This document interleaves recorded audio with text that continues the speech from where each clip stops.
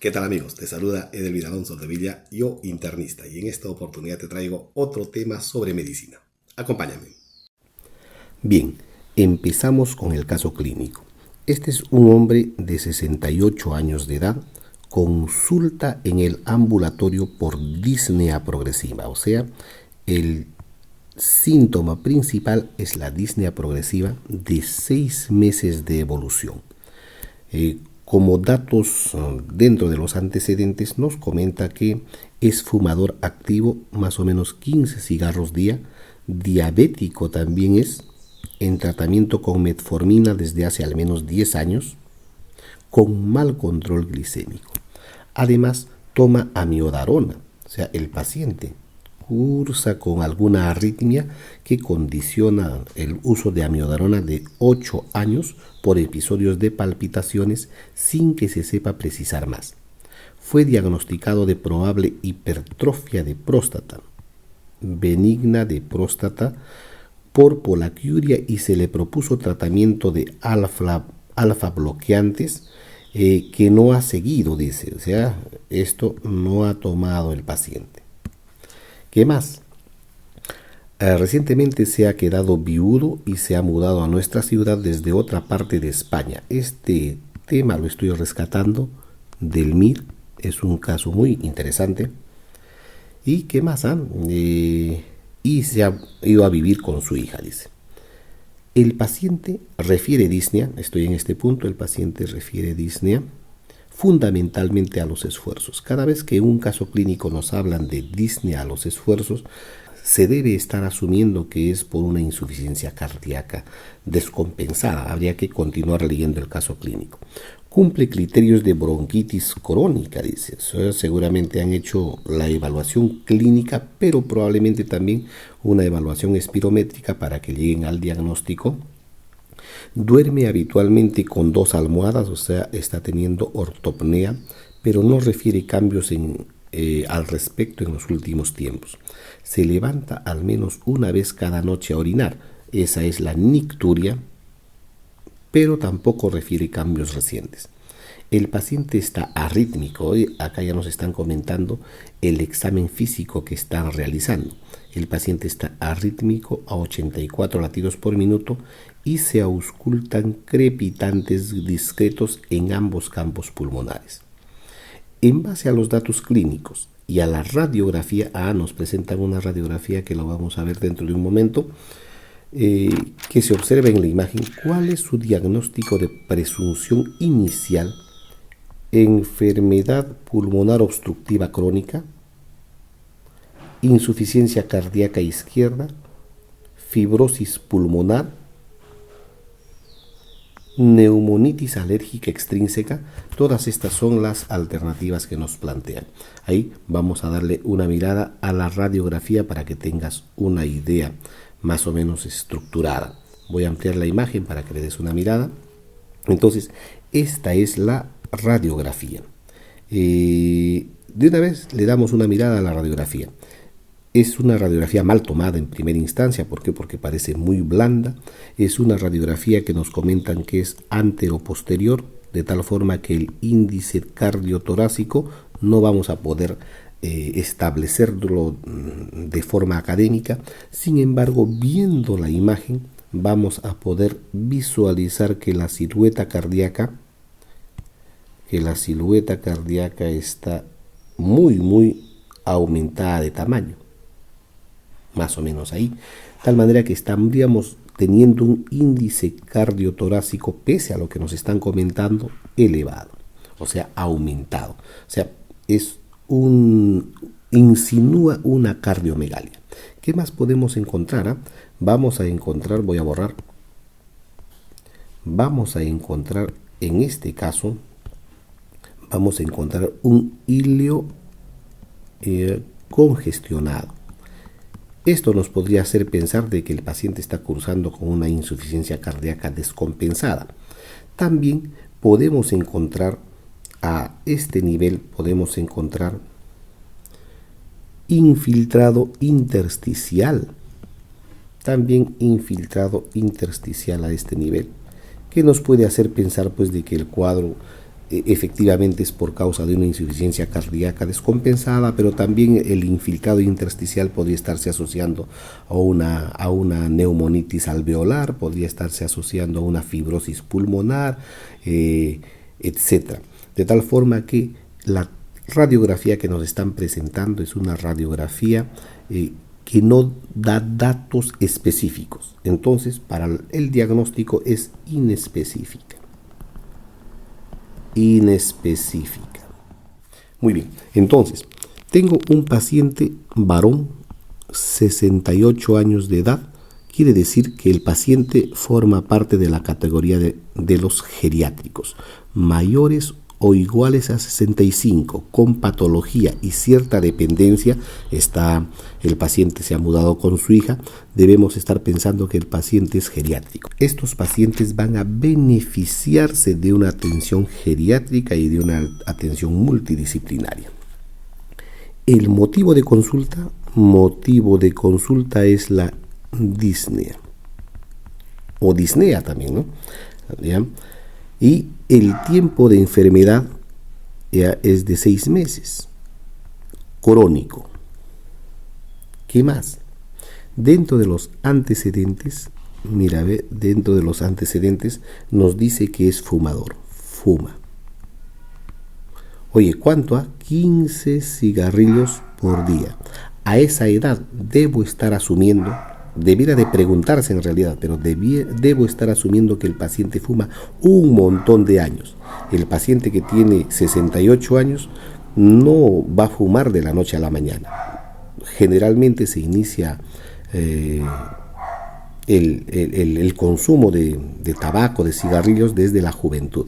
Así que debo estar pensando que tiene 40 años probablemente, un poco menos, un poco más. ¿Qué más nos dice? También nos dice que es diabético. Cuando no te dicen en el caso clínico otra característica, es diabético de tipo 2, toma metformina. Ahí tengo un vídeo que hablamos sobre la metformina, dale una revisada, y que tiene un mal control glicémico. 10 años de evolución con un mal control glicémico. Tú debes de pensar de inmediato que la hemoglobina A1C está elevada, por lo menos más de 7%. ¿Por qué? Porque de esa forma podemos establecer el control glicémico en nuestros pacientes diabéticos. ¿Qué más? Nos dice que tiene hipertrofia benigna de próstata, ¿ya? Sin tratamiento. Por lo tanto, esto continúa como diagnóstico por resolver desde el punto de vista terapéutico.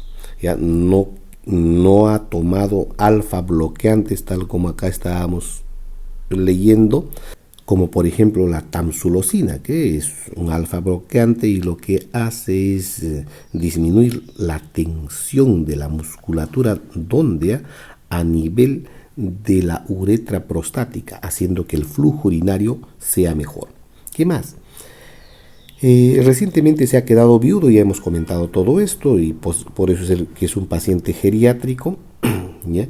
Pero nos dice, además de ello, ya en la evaluación, estrictamente en la evaluación, nos dice que la disnea es a esfuerzos.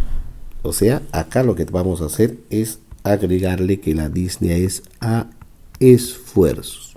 Es importante rescatar ese punto, pero además nos comenta que duerme habitualmente con 2 almohadas, o sea, tiene ortopnea. ¿Qué más en la evaluación? No refiere cambios, se levanta al menos una vez en la noche, tiene nicturia asociado a su HBP.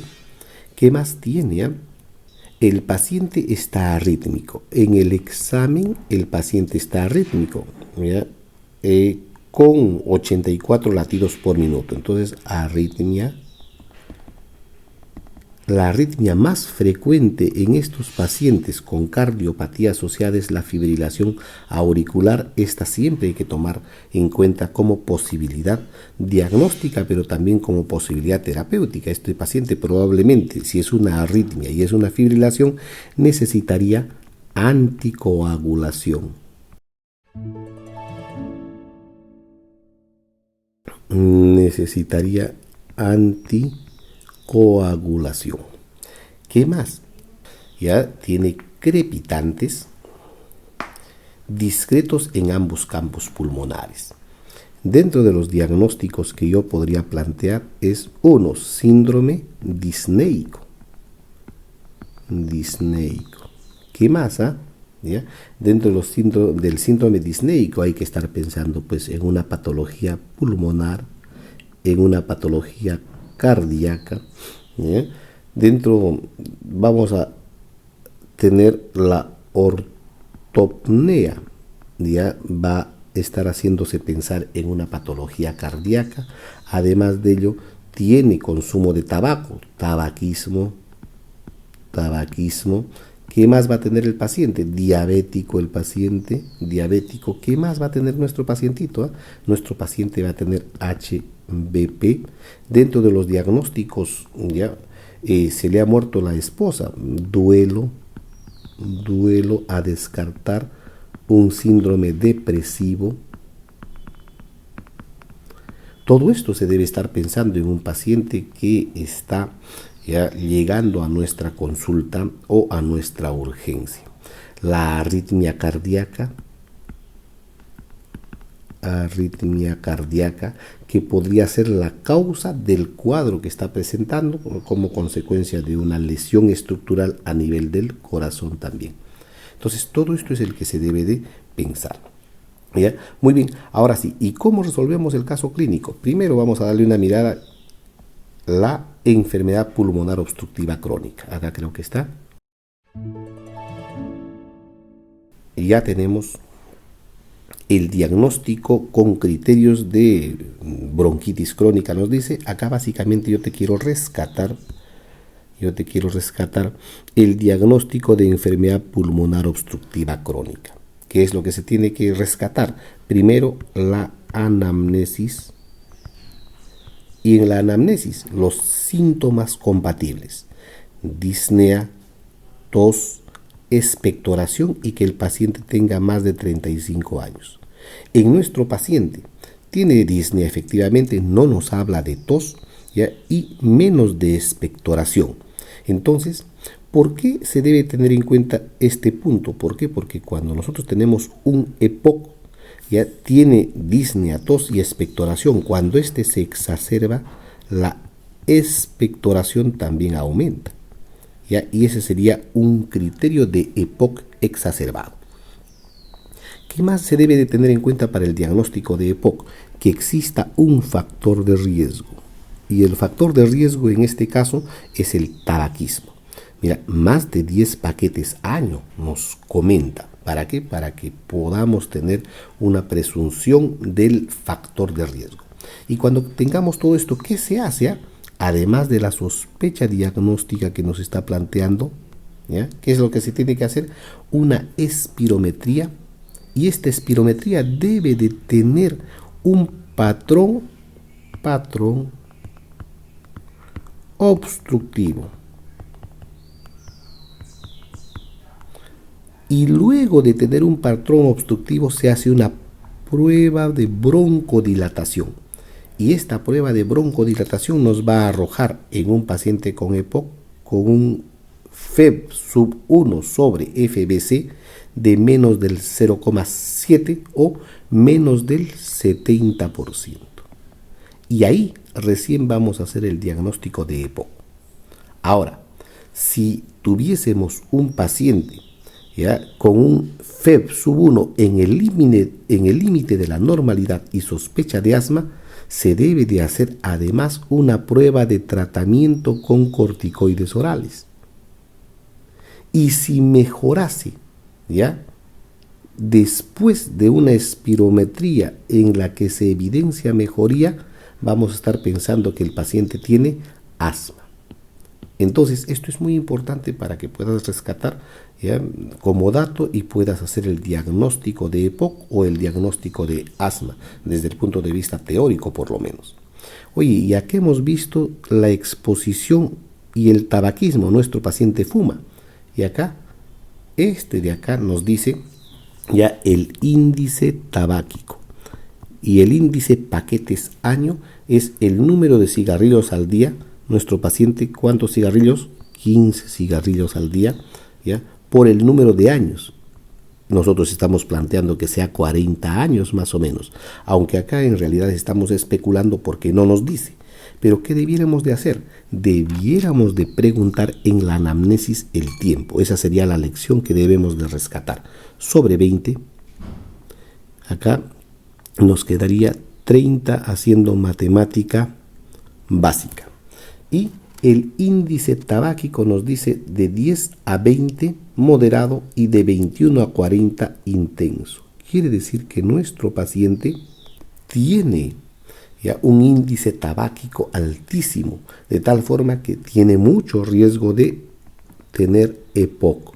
Evidentemente la bronquitis crónica, esos criterios que nos habían comentado, se comporta pues como diagnóstico tal, ¿no? ¿Qué más?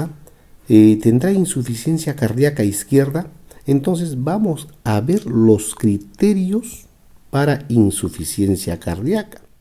Echamos mano de los criterios de Framingham para insuficiencia cardíaca. Estos criterios de Framingham para insuficiencia cardíaca nos da una sensibilidad de casi el 100% y una especificidad menor del 75% más o menos, pero para una evaluación inicial cae tremendamente bien.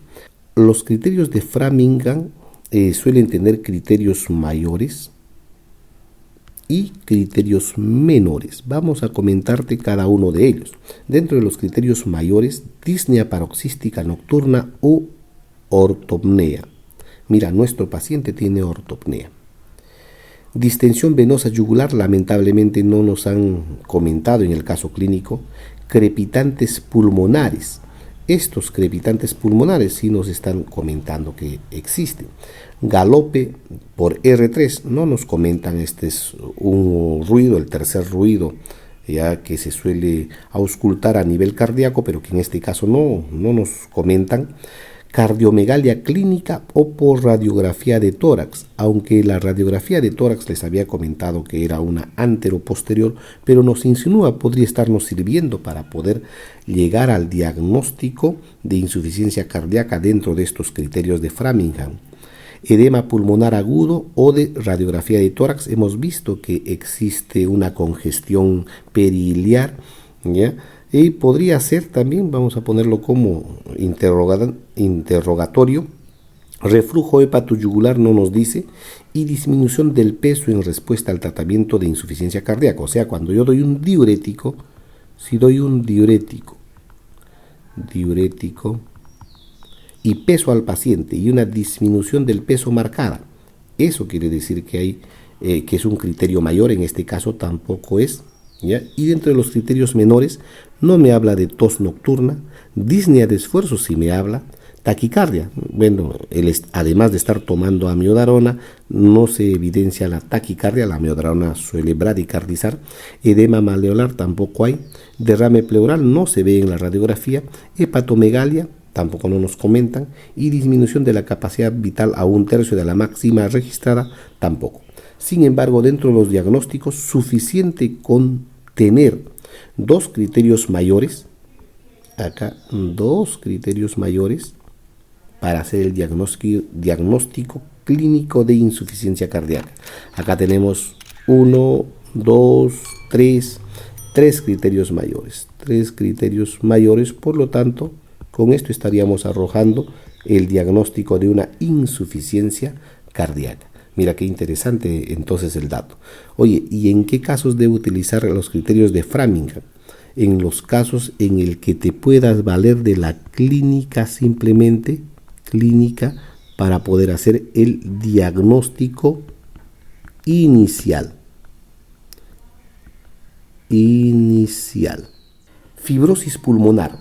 La fibrosis pulmonar es una condición que hace que el pulmón a nivel del intersticio intersticio genere una inflamación crónica, ¿ya?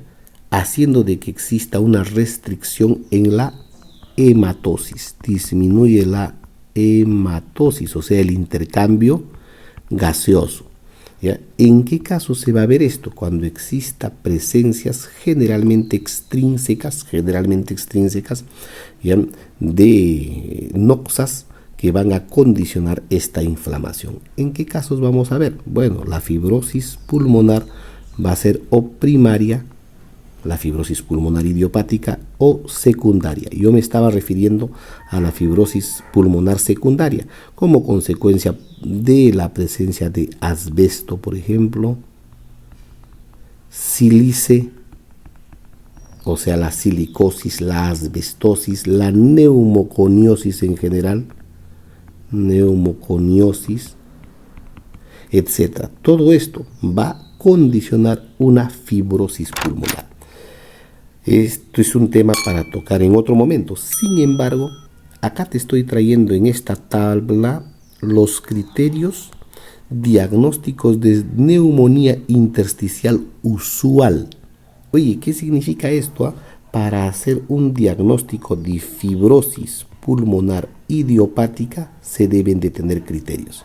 ¿Y qué cosa es la fibrosis pulmonar idiopática? Es la fibrosis primaria, que no se sabe las causas, pero que se inicia una fibrosis en pacientes generalmente jóvenes sin causa aparente y que tiene rasgos genéticos en muchos casos. En estos criterios diagnósticos se debe llegar a establecer el diagnóstico de neumonía intersticial usual. Oye, ¿y eso qué significa? Hacer una evaluación en la tomografía, ¿ya?, de alta resolución. TACAR le llaman. Muy bien. Entonces, computarizada de alta resolución, o TECAR, ¿no? ¿Qué vamos a encontrar? Patrón New requiere las 4 características. ¿Qué características? 1. Predominio basal y subpleural de esa lesión intersticial, que exista reticulación, que exista patrón en panal de abejas y ausencia de cualquier signo excluyente de New.